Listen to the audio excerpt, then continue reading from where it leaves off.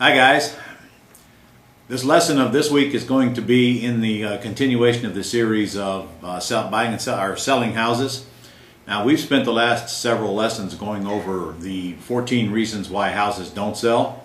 So if you didn't see those, go back and review them. And I think there's a total of 3 lessons, Lauren, altogether? Yeah. 3 lessons altogether. They covered all 14 reasons. So what I want to cover now is how to start attracting buyers to your houses once you've got them ready. So to retract, let's see what ready means. I want the house in good condition. I want it looking good. I want it smelling good. I want the front of it to be attractive from the road, and it should be staged. And there should be paperwork on the countertops before we kick into the attracting buyers mode. And there should be a lockbox on the front door. And the paperwork on the countertop is a flyer on the house, an application, and a what next form that you can get right out of my manual, which is just a form that tells them, tells us what they're looking for, how much, if their credit is good, bad, or ugly, and how much money they have to put down. That form, of course, is the most important form to us, so we know if we got a suspect or a prospect. And then you could also have flyers on other houses on the countertop as well. So when the house is ready to sell, now we're going to kick into attracting people to it.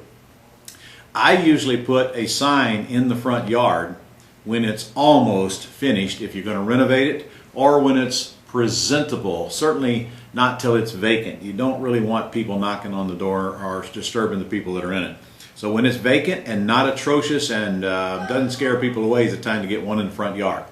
The sign in the front yard should have some kind of a unique selling proposition on it, such as for sale by owner. Well, for sale by owner is kind of obvious. Seller financing, however, or owner financing could be one, or lease purchase could also be another one. Easy terms could be another one. There should be something on the sign to attract people to it other than house for sale. Now, I know you're thinking, but I don't want to sell it with owner financing and I don't want to lease option it. Well, that doesn't matter. You still should put a sign in the front yard that will attract people to contact you about the house. And then I'll tell you for a fact, if somebody gives you enough down, you will owner finance it and be happy to. And if somebody gives you a big enough deposit, you'll probably be happy to lease purchase it, because it's all about you're getting a bunch of cash out of it. The easiest way to do that is lease purchase and sell it with owner financing. So you don't have to sell it with owner financing just because your sign says owner financing on it. They have to still meet the qualifications for you to do that. The point is, it gets a lot more people to call in if you put some unique selling proposition on the sign. Now, here's the number one thing that you've got to do if you want to attract a lot of traffic quickly, and it's very, very inexpensive. Okay, we got the house ready. We got a sign in the front yard, but now we got to get pointer signs up all over the neighborhood. I teach my students to put up at least 20 pointer signs. And you know what a pointer sign is. It's a little, usually 12 by 24 size plastic sign, fiberboard sign that's got an arrow on it. Arrow points in the direction of the house, and there's a phone number on the sign, and usually a website. Your website should be on it, and your phone number should be on it, and then home for sale with an arrow. Make sure your phone number gets on the sign, or your competition's going to take them and use them, and they'll love you for it. However, we don't put an address on the pointer signs. That way we can use the pointer signs for any house, because our phone number and our website's not going to change. The more of these pointer signs you put out, the more calls you're going to get. You'll be getting calls from these things before you even get back home, or very shortly after you put them up. Now, that's the good side. The bad side is that they're going to come down very quickly as well. There's always neighborhood police taking them down, and whoever, I don't know who takes them down. So when you put them up as high as you can. Get them off the ground so the kids can't just come by and rip them off. But get at least 20 of them up, and you go all the way around the property, from every street coming into the place. Find places to put those pointer signs from the main thoroughfares leading right into the house. It should look like the yellow brick road guiding them right to the house. And I promise you, if you'll do that, and I'll tell you that a lot of people won't, they just won't take the trouble to do it, but there's nothing going to get you more calls than those pointer signs pointing to the house. Again, make sure the phone number's on them, because a lot of people will call the phone number before even going by and take a look at the house. On the sign in front of the house should be the phone number to where they can reach a live human being to get the lockbox code to get in, or to ask questions. The calls that you do want to take are the ones where people are in front of your house and calling on the number in front of your house. That means they like your house and they want to go further, and they've taken the initiative to call you. The calls you don't want to take is from people who haven't even looked at the house or gotten any relevant information, and they're just wasting your time. So when you get them to the house with the pointer signs, and now they can reach you with that phone number right there, whether it's on the pointer sign or in front of the house, same phone number. Now you've got some decent prospects that somebody should talk to and screen them out quickly. They will need either money. When I say money, I mean if you're going to lease option it to them, that means several $1,000s down, and or they need credit. If they don't have either, they're a waste of your time, and there's nothing you can do for them. And just for the record, most of the people who call you are a worthless waste of your time. So that's why you want them to at least see the house before they call you and waste your time. Okay, they got to have money. It means several $1,000s. So if I'm putting a $150,000 house on the market and they call me and they got $500 to move in, waste of time, waste of time.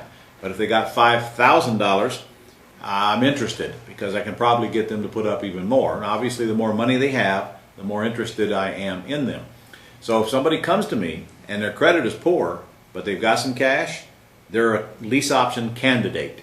And that's almost always who we put in the houses. People with poor credit but have some cash.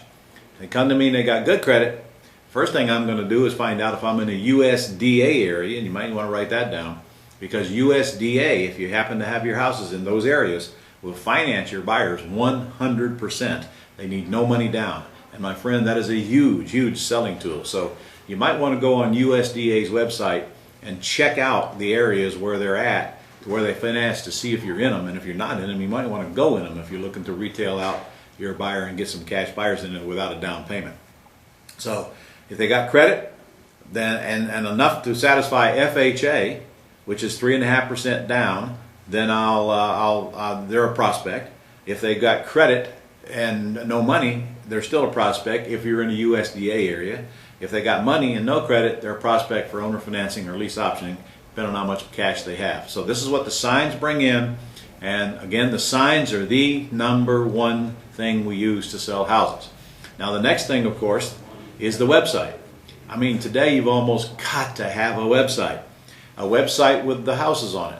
Now, I have a website. You might want to go check it out. It's Jax, J-A-X, homedeals.com, jaxhomedeals.com. But when we have a house, like we got one right now that I'm going to show the people on the boot camp that are coming here next week, we're taking them in a house that I've got here in Jacksonville that's staged and ready to sell. Well, as I sit here, we're building a page just for that house. So when I drive traffic to that area for that property, I'm going to drive them to that page that is just for that house, not to my main site where there's several houses on there for them to go browse through. So that page is the same page that I'm going to need within my website anyway. So I just make it a separate page so the customers only got to go look at that one house and make a decision whether they want to go see it or not. And there on that page is the pictures of the house, which is, I'll tell you, 80% of the people looking to buy a house today want to see it online before they even go by and look at it, unless they stumble on it by accident by driving around. Ergo your signs. So got to get a website set up to do that, and you can go to wordpress.com to do that if you want to, or you can hire somebody to do that for you very, very inexpensively. In fact, Ryan Bush here in our office will do that for you if you want him to. Just contact our office and we'll put you in touch with Ryan, assuming you're not going to be at the event this coming week. So you got to get a website set up, and then you got to learn to drive some traffic to that site. It's really just that simple. Now, most people do that with just ads on local free sites like Fizbo.com, Buyowner.com, Owner.com, and a whole list of other sites where you can go advertise on, and certainly Craigslist. What I like about Craigslist is that the ads have to be refreshed every week, which means you're not getting a whole bunch of old stuff on there. Some of your Fizbo sites, the ads just stay on there and they're stale and they're old.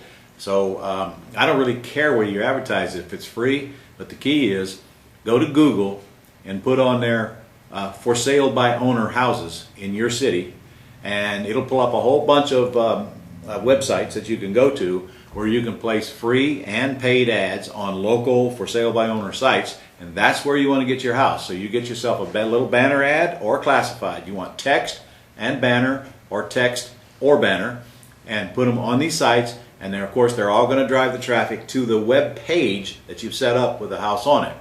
Now, behind that web page, there should also be a place for them to respond to you, so that if they want to get the code or if they want information, they can respond to you.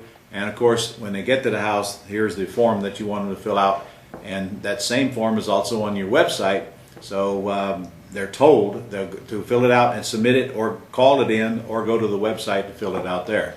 So you've got to get a website set up, drive some traffic to it with some free or inexpensive stuff, and then just follow up on the leads as they come to your website. Our website has a place for them to fill out a owner's form that puts them on our buyers list, and that form also lets us know where they want to live, how many bedrooms, how much they can afford per month, and whether their credit is good, bad, or ugly, and how much they have to put down. So I have to set up a system to capture them information when it comes in, whether it comes from signs, or whether it comes from online, or whether I run ads in my local papers, which is the third thing that I would suggest you do. You've got regional papers, and they have classified sections in them with houses for sale. These ads are so cheap, ladies and gentlemen. Just go ahead and put it in there and leave them in there. Again, driving them right to either your website or your phone, or both. If you're going to put a classified ad or an ad in print, put your website and your phone in it. You'll be surprised how many people will still pick up the phone and call rather than going to a website, especially the older generation. Because us older generation would rather call than get on the line, unlike the younger generation behind the camera here, who has probably never talked on a telephone in her life. So I'm just pointing that out. That would be Lauren, our damn reporter. Go figure. All right. So the three things are: get some cheap ads in some local papers, get your signs up on your property, and get your website set up and drive traffic to it. And I'll tell you right now, if you just do those three things, you're probably going to have more traffic than you need. And guess what? If you don't, drive more traffic, run more ads to your site, and if you have to, even pay for some ads or use some search words and force traffic to come to your site. If you just do that, you'll get the suspects. Now you can weed them out, get down to the prospects, and pick and choose the people you want, and build your buyers list at the same time. So I hope that helped. And if you need help driving traffic, why don't you get to our .com summit now? In fact, we've got one coming up here. Well, we're doing one probably before you get this video. It'll be over. But the next one, just keep a lookout for it. Our 3-day .com summit's only $99, and a whole bunch of that is just about driving traffic. We're also going to do an event this fall called Driving Traffic, focused on just that. So hope that was of help. I'll see you next week.